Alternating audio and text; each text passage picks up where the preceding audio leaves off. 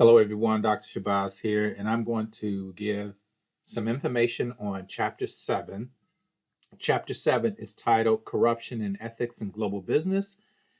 And while the chapter in itself is short, this chapter is about, I'm just checking the length, it's about 20 pages. So it's not a long chapter, but this chapter of ethics and corruption is one that we hear a lot about. We've heard about it recently within the last administration. There were a number of people in Trump's amongst his inner circle and advisors who were indicted for a number of different offenses, and we won't get into that political discussion. But be that as it may, there were ethics that were questioned. There are ethics that are questioned in many practices in dealings, and we know all the famous cases that are mentioned in Chapter 7. Of course, Enron being one that we hear of quite a bit. And this is a book I bought many years ago called The Smartest Guys in the Room. And it's a story about Enron. And there is a movie of the same name. It was adapted from this book. And I'll show you clips of it because it's very interesting. You've heard of Enron, you've heard of the Sarbanes-Oxley Act, which actually was crafted after this great fall of Enron, which was really a big case where billions of dollars were misappropriated. I'll just put it that way. And so it's a big issue. And one of the things in life that you have to remember that all you have is your integrity. That's all you have to stand on. And it is best practice to start protecting your integrity early on in your life. Now, when you're a child, you may not know better. And so, of course, stealing a candy bar or stealing $1 or a few dollars from somebody's dresser drawer, those types of things, okay, a child doesn't know better. But when you become an adult, everything you do has to be in a set of parameters that have to maintain your integrity, because your reputation is depending on you maintaining your integrity. We all make mistakes, and we want to make sure that those mistakes are small, that we keep those mistakes small. One of the things with ethics that people don't get in their adult life is that they may have a setback in terms of their ethics. And let's say they fudge a little bit. They fudge numbers a little bit, or they do something that they know is kind of questionable, but nobody ever says anything, nobody ever catches them, and they continue to do it, and they continue to do it, and that mistake or that issue grows and grows and grows. And not only that, the individual continues that practice until it becomes a habit and it becomes their way of getting things done.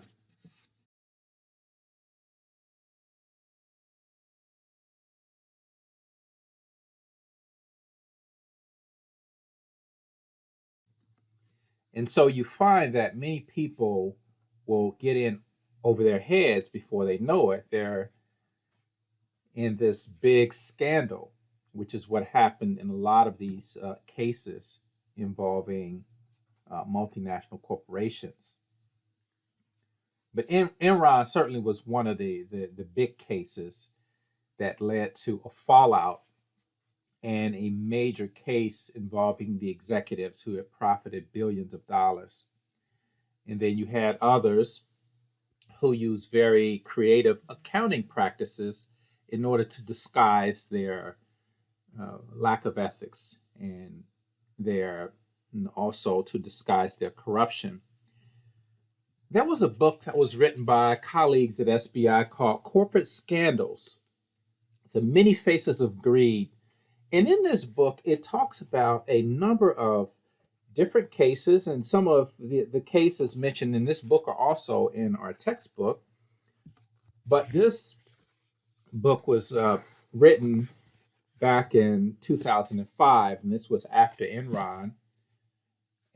But it goes all the way back to the 1800s and how people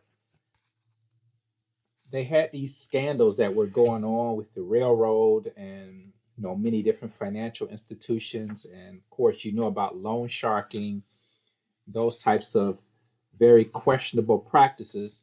And by the way, if you have to get some money quickly, stay away from those loan places because they charge you 700% interest if you read the fine print. That is not illegal, but when you talk about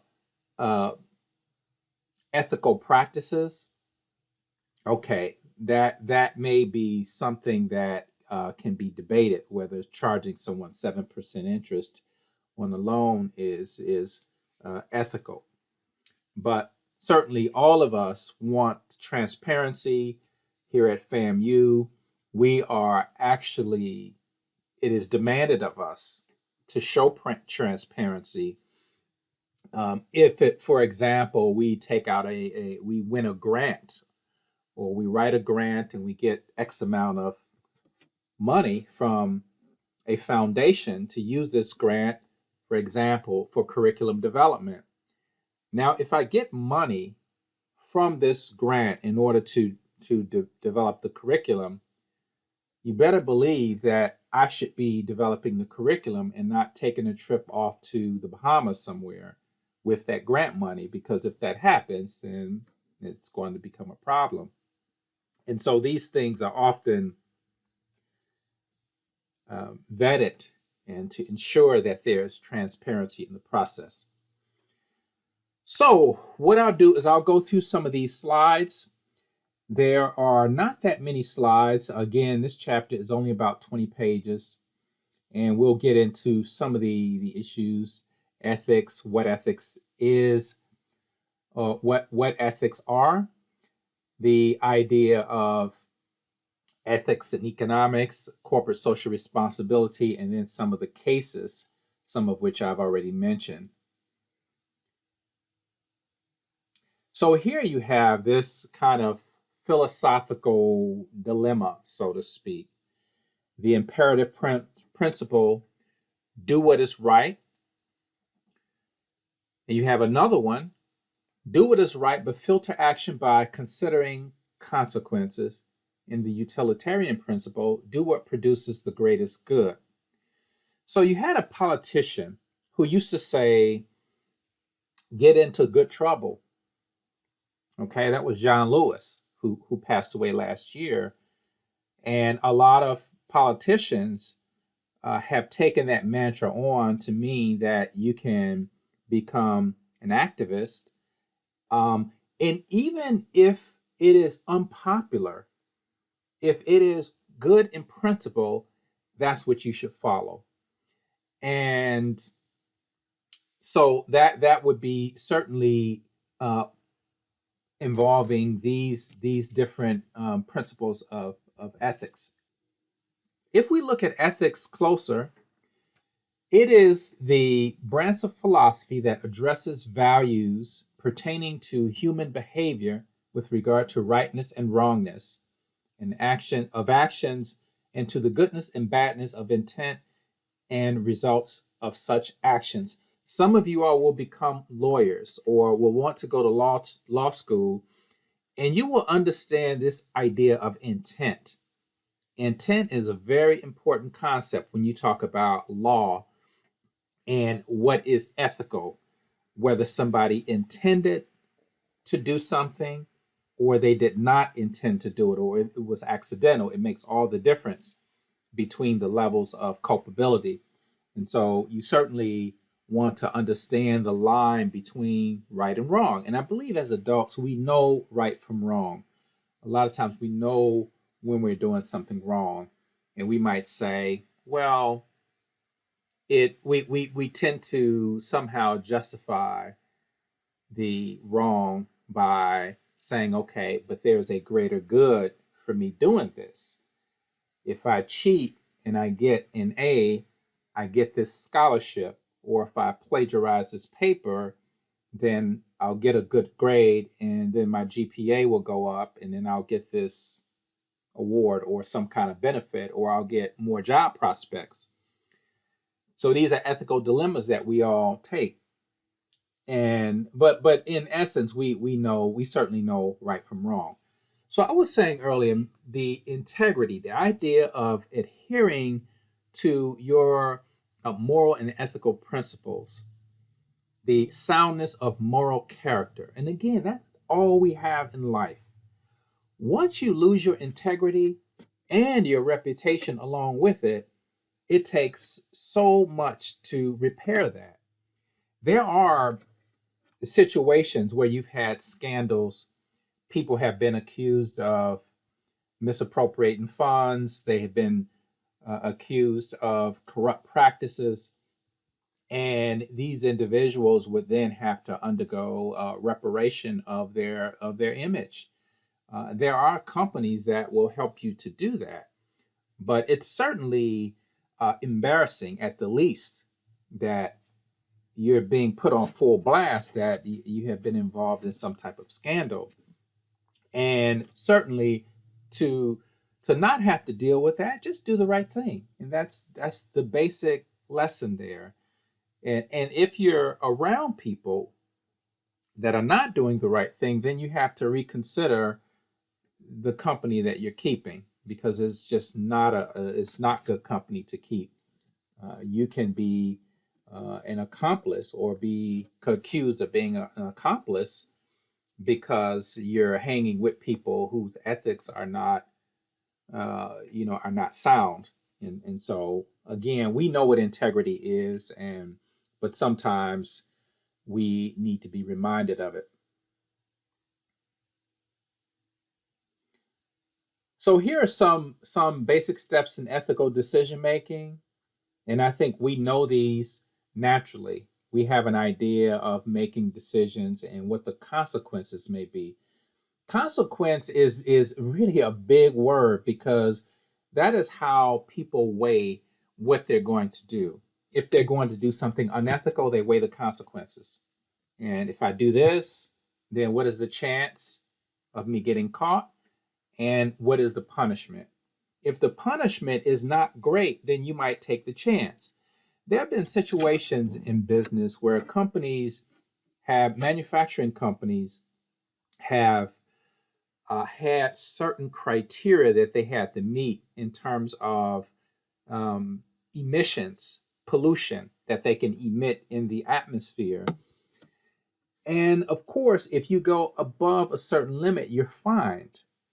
Some companies will say, I am not taking my system down and retooling it, and because I'm going to suffer a fine, because that will be time that my manufacturing process is down. I'm going to lose money. I would rather pay the fine rather than to go through all of that. That is bad decision making, but they may have looked at the consequence and said paying that fine is not going to be as great as me having to take my machinery or my mechanism, dismantle it, and then maybe put in some kind of some kind of filter to make sure that I'm not emitting the pollution, and then going forward.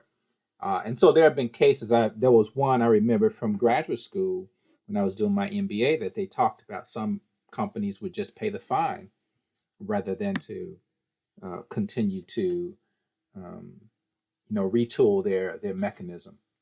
So consequences is a big deal. So this is the Better Business Bureau Code of Business Practices. We have all of these things that we very well know. The trust to be honest, tell the truth, be transparent, to honor promises, be responsive, safeguard privacy, and body integrity. These are all things that make perfect sense. Corrupt Perceptions Index. When you go abroad specifically, when you go abroad, you have to look at this. You have to look at corrupt practice.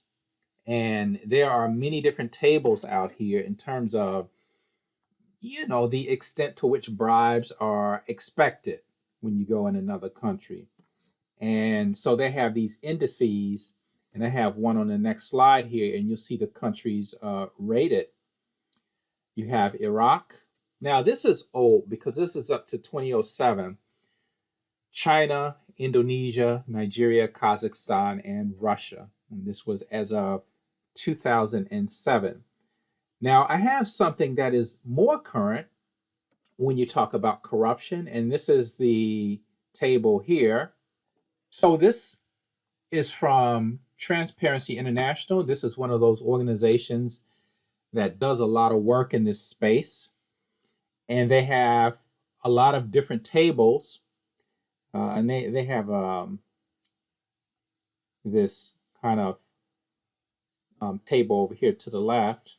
And you see how the countries are rated. And if you go further into the site, they will actually give you the criteria of how they determine this, the rating, the ranking. And as you can see, some of the countries that we saw on the previous slide are also at the bottom of this table. And of course, you can interact with the map. You can look at different countries. You can click and see where these countries lie in terms of the index. So of course, Sudan is very low here. You can also download tables. You can download the full data set, and I'll actually take a look at, or just show you what this is.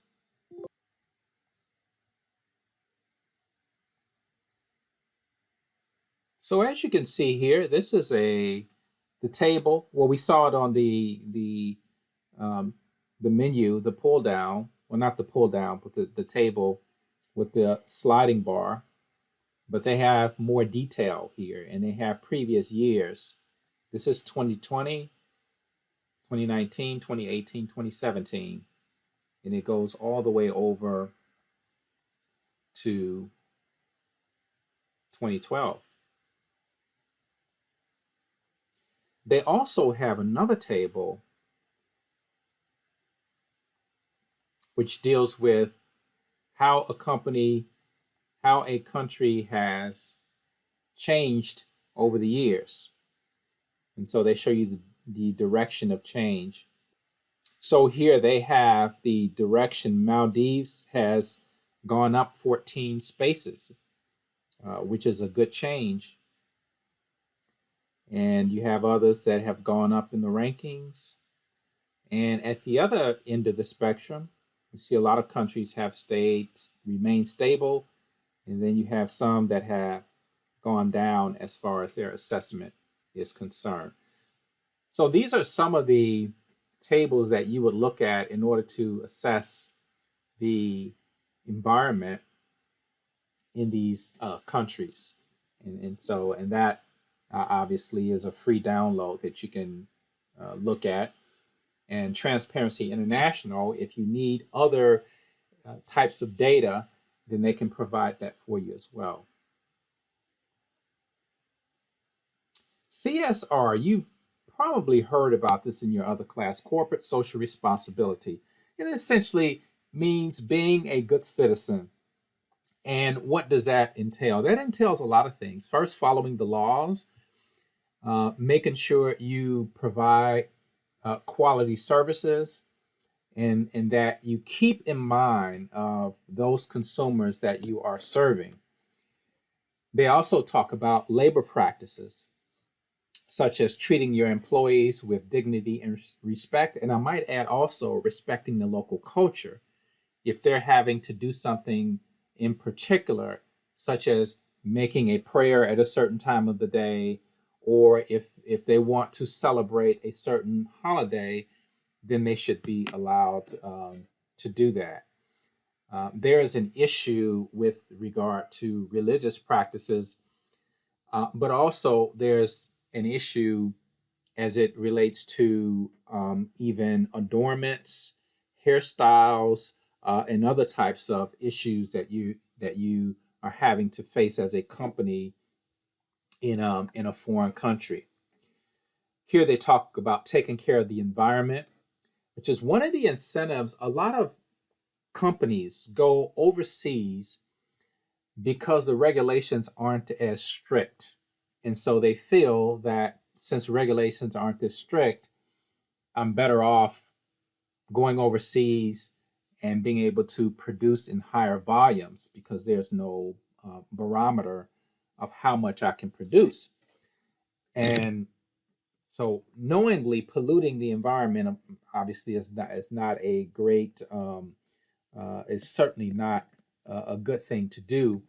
There was a case of, I believe it was Coca-Cola, who got in a bit of hot water because they were accused of exhausting the water supply in a particular area of India because they had a bottling plant there and they would use water and to make their products. There was also another case of a company, a pharmaceutical company. I believe this was also in India, where they were actually dumping toxic chemicals, pharmaceuticals in the water, and people were ingesting these pharmaceuticals and having these side effects as a result. There's another article that I read many years ago that was on the front cover of National Geographic. I may have mentioned this to you, but it had to do with an oil company. The cover story was oil, but within the article, they were talking about cases where oil companies had committed egregious violations and not minding their environmental standards. And there would be oil spills, and people in the community would complain because you would look at let's say a pond over here where children are swimming, and then you would see that it's been contaminated because you see oil on the rocks, you see oil in the earth around it. And so there were all these complaints in this place where the children were swimming in water that had oil in it. Was Nigeria.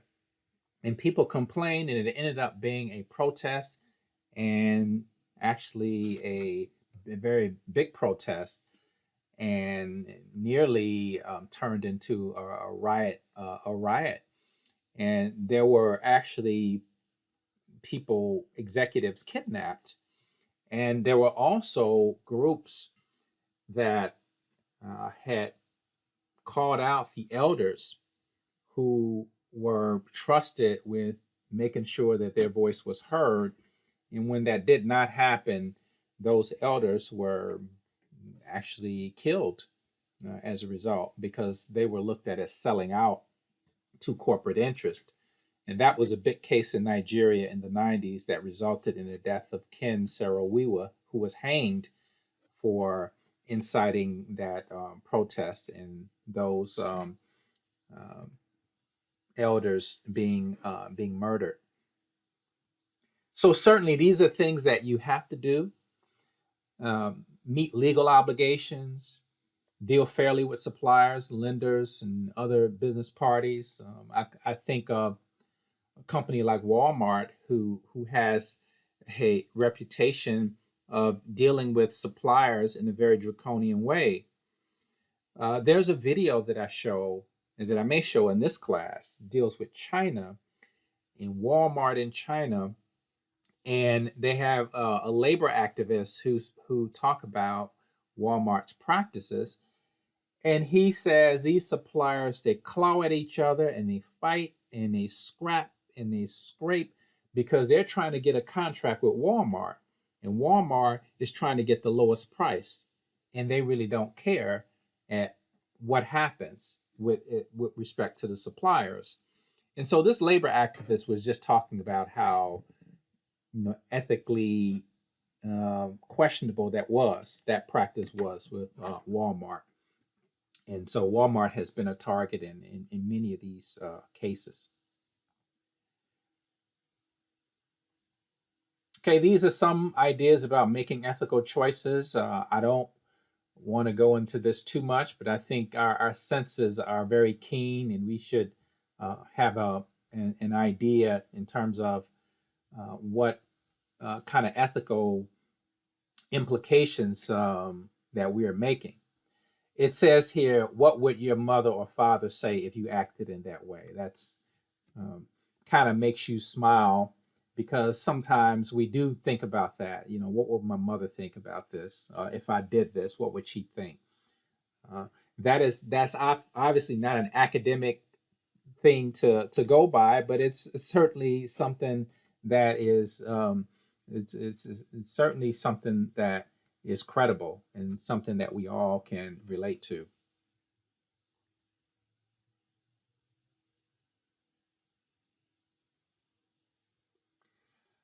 Okay, now some of the cases, some of the scandals. I'll just go through these, and then I wanted to show you this clip from Enron.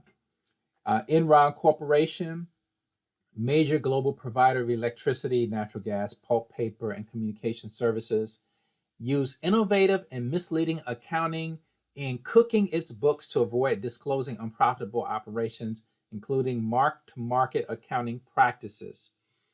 The scandal was a key element leading the U.S. Congress to pass a new federal securities law for financial accounting and reporting transparency, the Sarbanes-Oxley Act of 2002, often referred to as SOX.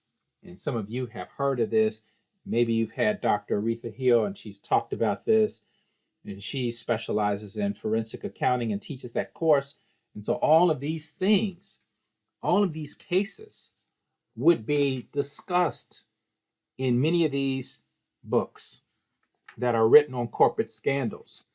And with respect to Enron, I just want to show you the first few minutes after I go through some of these other companies, and then we'll call it a day after that, because I think that will drive the point home in terms of the idea of these corporate scandals. So Enron was a major one. WorldCom, what did they do? More accounting practices, manipulations, fraudulent accounting methods to manipulate earnings to present a false image of growth and prosperity to prop up the firm's stock prices. These are some serious violations. Of course, the FEC, the SEC will get involved, and all of these other regulatory bodies will certainly have a field day when these things come to light. Vivendi, also fraudulent accounting practices. And you look at the amount of fines they had to pay, $50 million. And then Parmalat is another famous case. Used risky derivatives and purchased its own debt to disguise losses in several of its new international acquisitions. So if people are dumping, if they're dumping Parmalat stock, you can buy your own stock back to make sure that it doesn't just crash.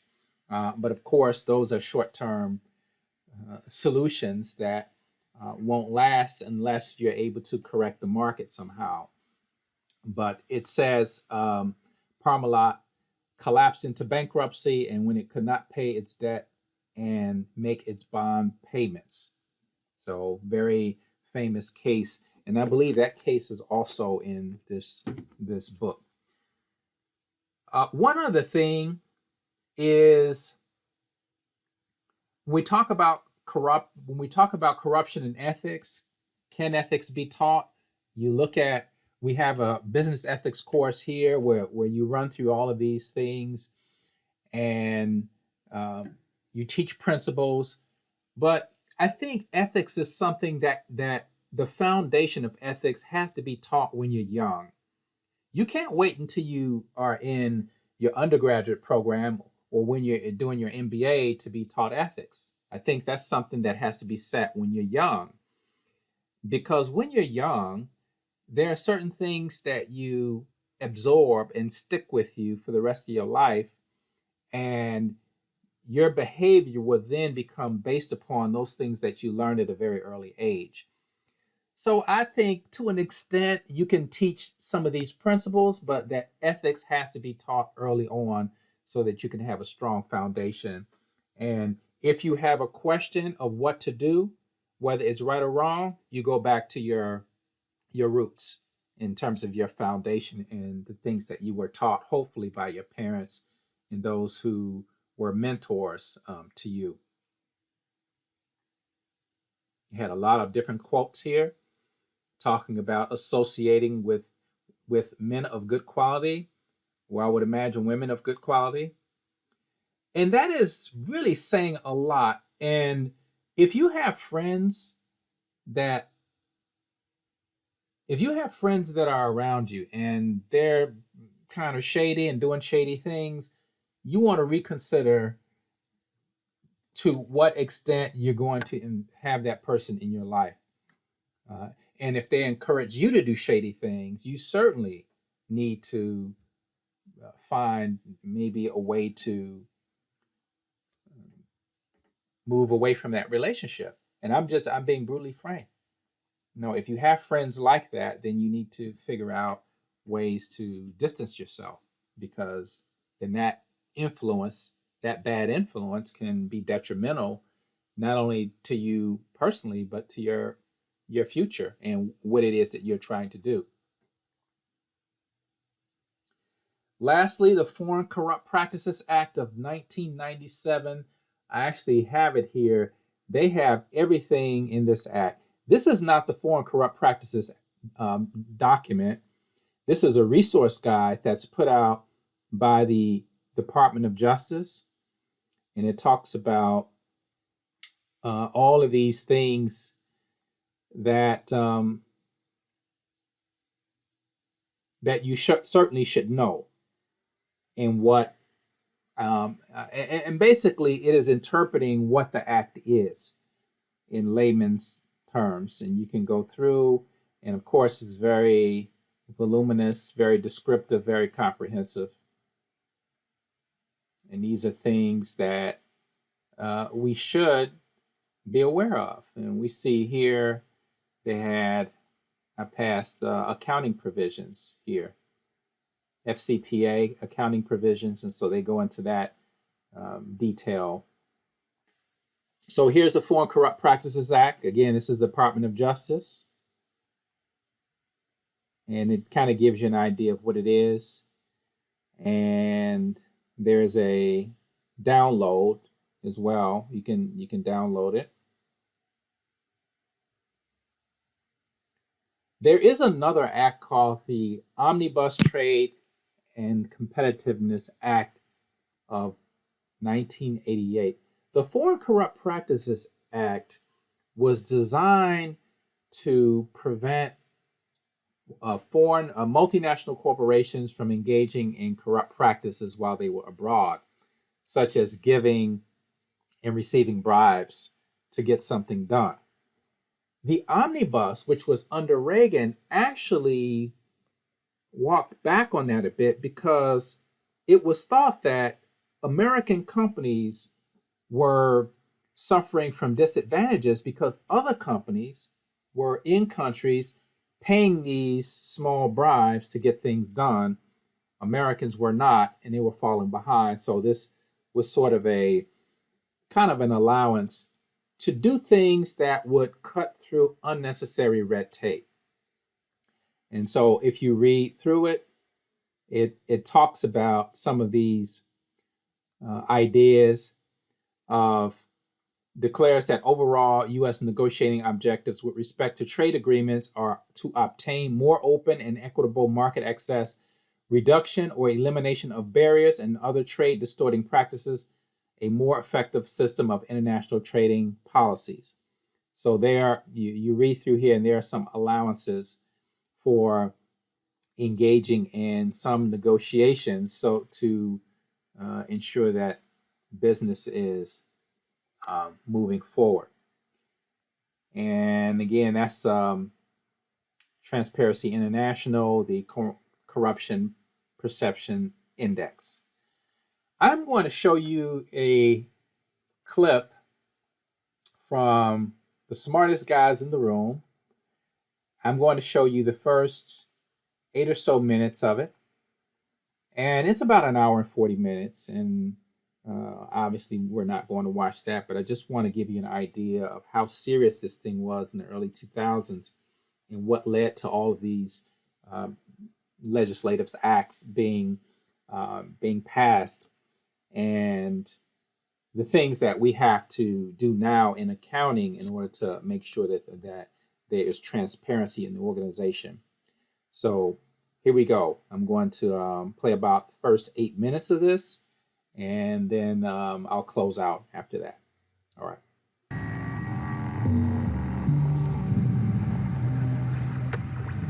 What's he building in there? What the hell is he building in there?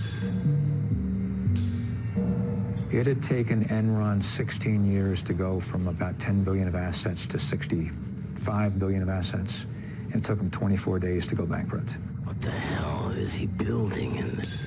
This company collapsed so quickly and so entirely. I mean, it was into bankruptcy within a matter of weeks. It just immediately had all the makings of a gigantic scandal. He's hiding something from the rest of us. The fatal flaw at Enron, if there is one, you say it was pride. But then it was arrogance, intolerance, greed. So many of them were blinded by the money that they didn't see that they were sinking their own lifeboat. We have a right to know. It just got hungrier and hungrier. Sooner or later, they were doomed to go off that cliff at 90 miles an hour. It's astounding that they got away with it for so long. In reality, Enron was a house of cards. What we didn't know is that the house of cards had been built over a pool of gasoline. It all sort of became smoke and mirrors. Committee will come to order. This is a case of America's largest corporate bankruptcy. The question here is what happened, who was responsible for it happening, and what can we do to prevent this sort of thing from happening again? I think the Enron story is so fascinating because people perceive it as a story that's about numbers, that it's somehow about all these complicated transactions. But in reality, it's a story about people, and it's really a human tragedy.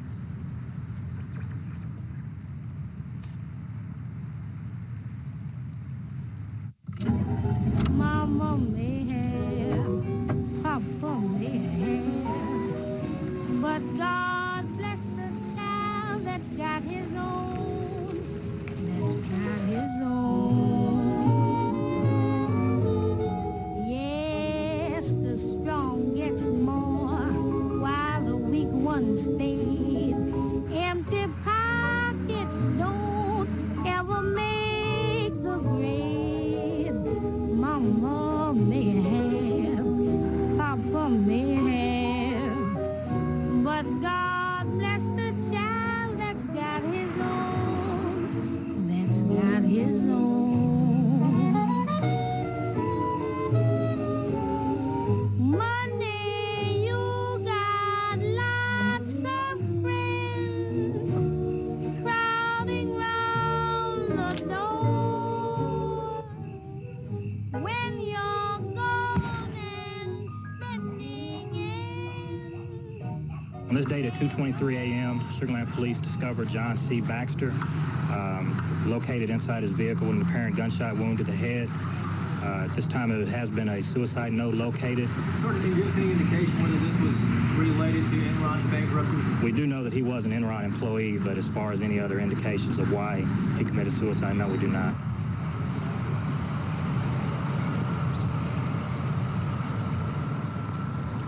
Mrs. Skilling, let me touch on something that's sort of sad, and that's, of course, the suicide of Cliff Baxter. And you mentioned he was your best friend in your opening statement.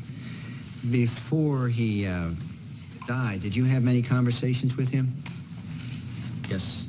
And were any of them relative to Enron? Yes. There's no one that knew Cliff toward the end that didn't realize that he was heartbroken by what had happened. And Cliff came over to my house, and he said, they're calling us child molesters. He says, that will never wash off. But Mr. Skilling, you don't believe that. I don't believe what? You don't believe that the press and everybody calling Cliff Baxter or yourself or anybody on the board of directors denigrating or tainting you, you don't think it's accurate. It's what you're saying to us here today. I do not believe I did not do anything wrong that was not in the interest, and all the time that I worked for Enron Corporation, that was in the interest of the shareholders of the company. Ultimately, who was responsible for the downfall of Enron?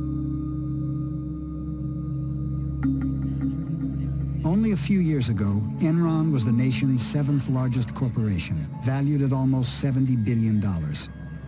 Pundits praised the company as a new business model.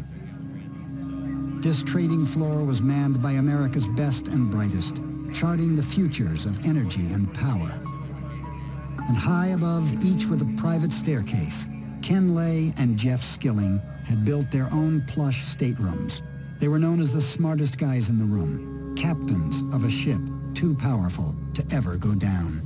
In the Titanic, the captain went down with the ship. In Enron, it looks to me like the captain first gave himself and some friends a bonus, then lowered himself and the top folks down in the lifeboat, and then hollered up and said, by the way, everything's going to be just fine. Like Skilling, Ken Lay said he hadn't done anything wrong. Working through quickly with CNN. Really not this morning. Thank you. Beyond the financial issues, some suspected a political conspiracy. Enron had been the largest corporate contributor to the first presidential campaign of George W. Bush. This is not a political issue. It is a business issue. You know, Enron had made contributions to a lot of people around Washington, D.C. And if they came to this administration looking for help, they didn't find any. This ain't no help here. It's like I did not have political relations with that man, Mr. Lee. What about the fact that George W. Bush calls Ken Lay Kenny Boy? That's my nickname for my husband, which he overheard. So it wasn't original with the president? It certainly wasn't. According to published reports, your husband earned about $300 million in compensation and stocks from Enron over the last 4 years. What happened to all that money? It's gone. It's gone. There's nothing left. This is the shredded evidence that we got that came out of Enron. We very quickly determined that the insiders had sold off $1 billion of their stock in the preceding several months. Did you convert stock worth $66 million? I don't know, but I don't. Would that be surprising to you to learn that you did that? No, that would not be surprising. Mr. Fasto got only $30 million in stock proceeds from Enron, but he took another $30 million out with his side deals. I think there was just an immediate sense of outrage at Lay and Skilling and Fastow when people realized how much they had profited and how completely artificial the appearance of this company had been. News of shredding at Enron raised more questions. What answers were lost in the torn documents? 20,000 employees had lost their jobs. $2 billion in pensions and retirement funds had disappeared. Was Enron the work of a few bad men or the dark shadow of the American dream? So as you can see in that short clip of Enron's rise and fall, and I remember it, interestingly enough, they had a baseball stadium that was named after Enron. And when Enron had to declare bankruptcy, that franchise had to change the name of the stadium, which was just something I remember about Enron. There was also other issues tied to Enron, lots of other companies. There was a web of corruption that was going on. And what is interesting, if you watch this documentary, is just the sense of entitlement that these people had to everything that they were getting in terms of people's pension funds that they were playing around with. These are people's livelihoods. They're saving up for their retirement. And they took these funds and they basically gambled it away. And also in the documentary, they had footage of them going on these excursions and trips and just living the high life with someone else's funds. It was absolutely disgraceful. But I'll close by saying that much of that you could imagine started off very small, and then it started to build up over time, and it kept building up, and then it kept building up until there were a number of people involved in it. But it just started out as a drop of water on a stone, and then eventually it became a flood, and then the whole structure came tumbling down. And that was a very landmark case. And so now this case is one that is referred to quite a bit in terms of these corruption scandals that took place, particularly when you talk about the 20th century. There were a number of these cases that that's not even in the book. I mean, they just mentioned the ones in the 20th century, but there are a lot of other ones. They have some. They mentioned the teapot, and they didn't mention Global Crossings. They didn't mention Tyco, and they do mention about the junk bonds, Michael Milken. I believe that was in the 1990s, and or it might have been earlier than that. But certainly these are all instances of corruption, and you do best to just staying above board and to being taking the high road, even if it costs you opportunities, or raises. You want to make sure that you stand clear of any of these types of activities. And if you sense it, that something is not quite right, you need to immediately start finding a way out so that you're not complicit or you're not sucked into that mindset and mentality of corruption.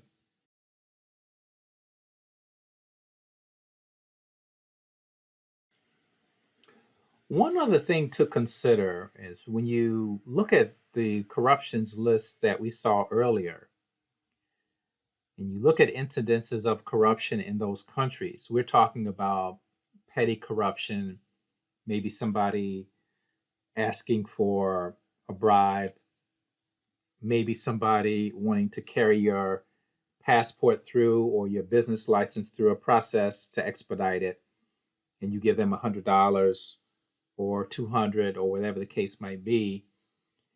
These incidences of corruption are open, which is different, and I've said this before, from the cases that are highlighted in Chapter 7. So when you see these lists and you have all of these countries that are categorized by these indices, and you see countries where, okay, you can say people are poor, so that's why you see open bribery.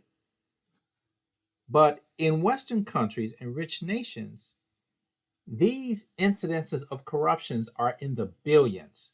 So who's really more corrupt? Is it the poor country where you have, okay, open corruption and people know that it's going on and they can see it? Or the corruption that amounts to billions that's actually hidden until somebody blows a whistle or you have some astute auditor that finds some discrepancies? So you have to look at these indices very carefully before you make judgments, and maybe look at 2 or 3 of them so you can get a cross section of what these assessments actually mean as far as how countries are going to be assessed. So that's all I'm going to say today. We are actually going to meet both of our classes this week, Tuesday and Thursday. We're going to be talking about foreign exchange market. And that's very interesting because we're dealing with finance, and we will actually have some footage of how this whole financial structure was created after World War II. And we will also look at the currency dynamics. We will look at equity, debt, currency conversions, speculation. We will learn some terms like depreciation, appreciation. We will learn how dynamics of currency affects transactions. And so these are very important topics when you're talking about international business. Okay, so I'll see you this week. Make sure you're keeping up. I believe I have the slides up in Canvas, so you can look at those, look at this video, and then you'll be prepared for our exam next Tuesday. And then next Thursday, we'll have our second journal on ethics in global business. Okay, so I'll see you later on this week. Enjoy the rest of your day. Take care.